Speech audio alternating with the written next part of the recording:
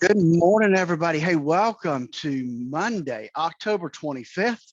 I hope you guys had a great weekend, and we're excited to get to talk to Dave again this morning to remember that there's only one thing that any of us can control within our portfolio, and that's how much risk you have. And that's why we developed our core retirement design to help make sure you understand what risk does, how you can control it, and how to put together the proper portfolio to ensure that your your risk is in the right realm. Hey, with that, we're looking forward to our conversation with Dave coming up next. 105.7 Light FM, the police are there. No, not those police, the group. Don't worry about it. I'm safe and sound. 8:39. 21 here before 9. Time checking and find out what the weekend did to your money, what Friday did to your money, and whether or not you can afford to retire. Well, if you have doubts, you know who we want you to call. That's Phillip Statler from Statler Financial Services, who is on the phone with us this morning. Phillip, I trust you had a good weekend. Good morning, Dave. Hey, we did. We had a great weekend. Got to spend some time with some friends, and yeah, it was a good weekend. So glad to be back in the seat. I think the Knowles won too, didn't they? They did. I was at an event, so I didn't get to watch, but maybe one touchdown, and it was quite the game. And of course, it was homecoming, so we appreciate a win on homecoming. I figured you'd probably want to at least ballyhoo a little bit about that. Setting the table for the morning, looking at, kind of a mixed bag. The Dow on Friday set a new closing record, though. We start the week out at 35,677. Standard & Poor's and NASDAQ, not quite as fortunate. They were both off fractionally. The NASDAQ actually had a pretty rotten day. They were down 125 points at the close. A big chunk of that was about 10 in the morning. Chairman Jerome Powell of the Federal Reserve told, I think, Congress that he was worried about inflationary pressures. Isn't it nice to know that he finally noticed there's some inflation out there, right? Yeah, it really is, Dave. I mean, a lot of folks have been talking about it. We talked about it last week a little bit, how maybe this isn't transitory. Maybe it's here to stay. And I think that's got Powell on his heels trying to figure out what to do. Maybe he finally filled up his gas tank himself and found out just what has been happening, huh? Yeah, because it is definitely prices are going up, and we continue to see that on a daily basis. Absolutely. He still is saying that he considers inflation a transitory thing, and you and I have been getting all of the poop sheets out of the financial institutions and everything, and about the most optimistic one I've seen is the guy from Wells Fargo this morning saying he expected to have the supply chain issues solved in 6 to 12 months. And that's more optimistic than some of the other readings that you've been getting. Some of them have been saying it could be 2 years before we fix this mess. Yeah, I'm going to say, Dave, that is very, very, very optimistic in my book. Just from what I've seen and what I think, what I'm hearing as far as, trucking and container ships still out there.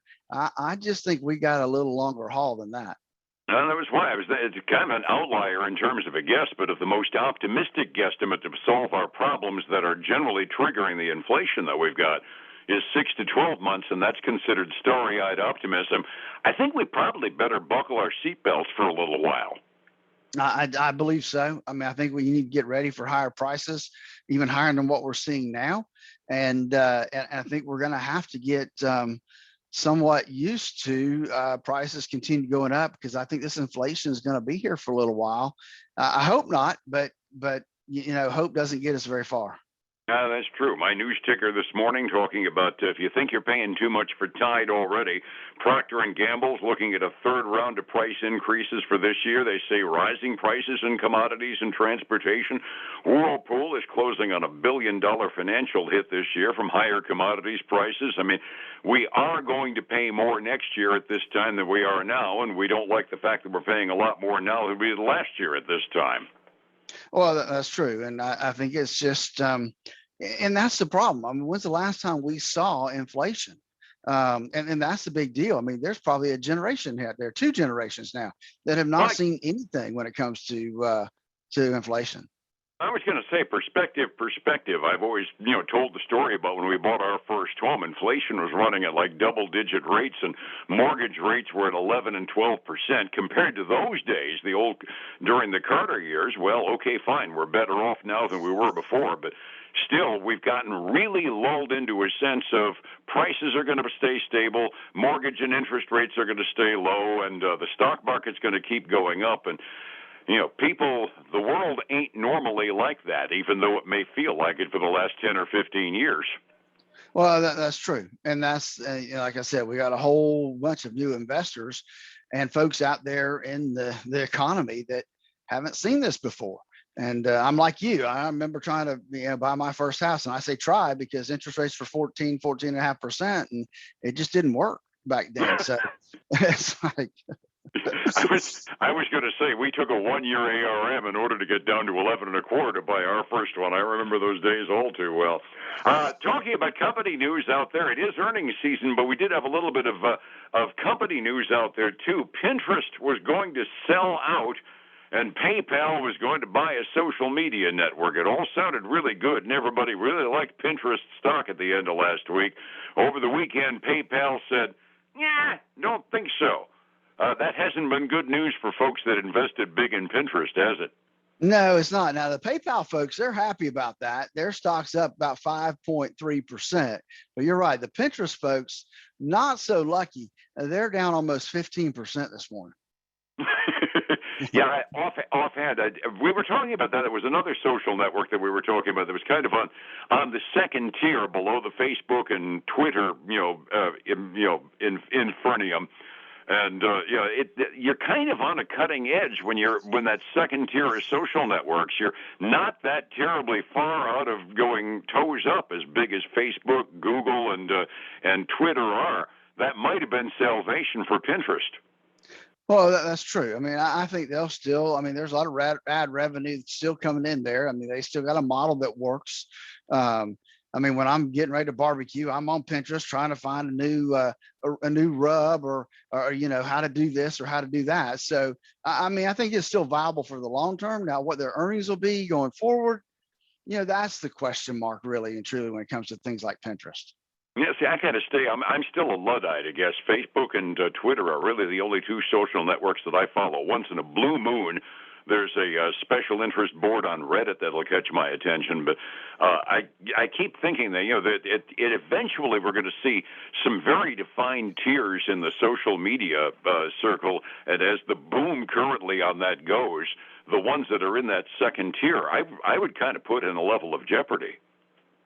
Well, they could be. I mean, they've got to make a way for themselves and get the following they need to justify the ad revenue. And I think there's probably enough people that use things like Pinterest to make that work. But yeah, they still got to make it. I was going to say Pinterest is kind of the bellwether and the topic of conversation, because this is the week we're going to get flooded with a whole bunch of the tech stocks coming out, like Facebook, like Apple, and the like. It's going to be a busy week for tech stocks, I gather. It is towards the end of the week. Definitely. Apple comes out Thursday after we report, after the market closes. So that'll be our topic for Friday morning, I'm sure. Hey, talking about technology, Tesla didn't report earnings, but they did report that they've raised some of their pricing. And get this, Dave, they got an order from Hertz Rental Car for 100,000 Tesla vehicles to add to their fleet. And you and I were kind of giggling before we went on the air. That's about their full annual production count these days. I mean, it's been something. They're up 4.25%. Everybody's liking that. Actually, they will open up at a new, huge 52-week high. Until this point, it was like $910 a share. It's fixing to open at like $948. Holy crud. Well, like I said, when you get an order that's basically your entire year's production, that automatically looks good to shareholders, doesn't it? Oh, yeah, definitely good news. Hey, earnings front today, we had a couple things come out this morning. We've got Kimberly Clark, the consumer products, the paper products company. They are getting hit with higher inflation, supply chain issues. So needless to say, they missed by 3 cents a share.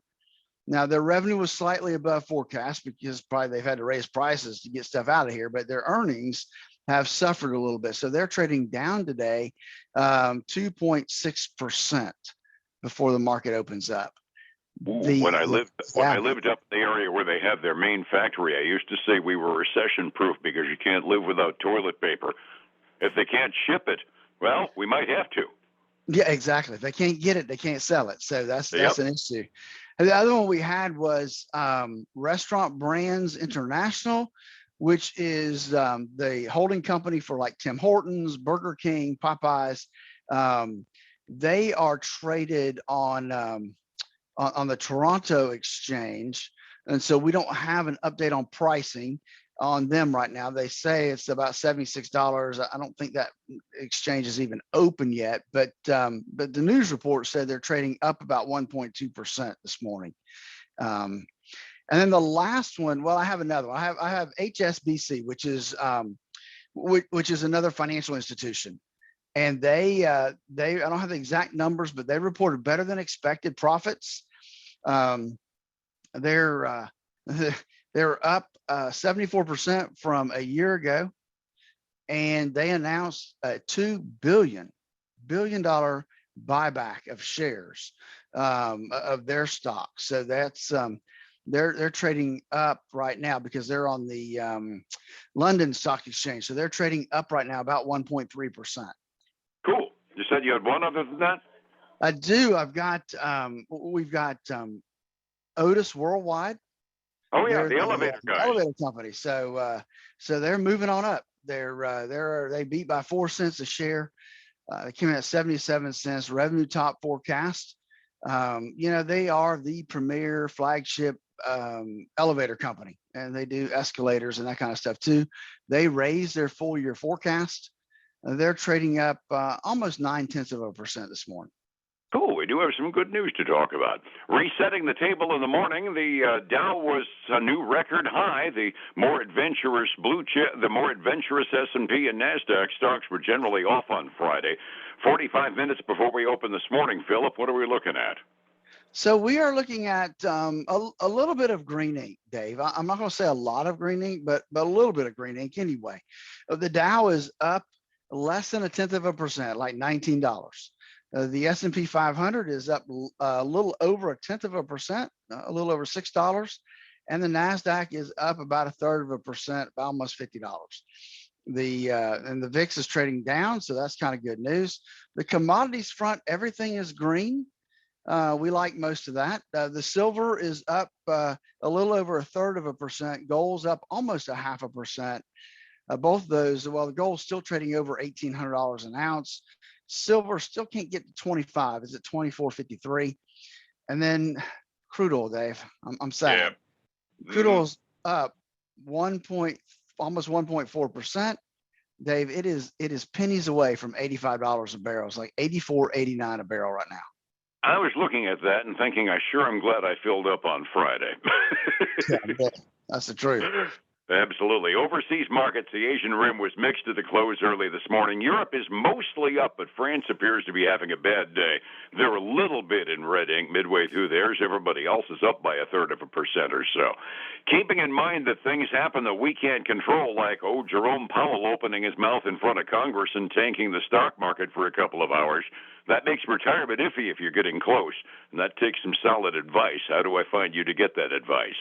Devin, give us a call at 863-382-0037 and schedule one of our core retirement design sessions where they can come in and we'll help them develop an optimized risk-matched portfolio for their situation.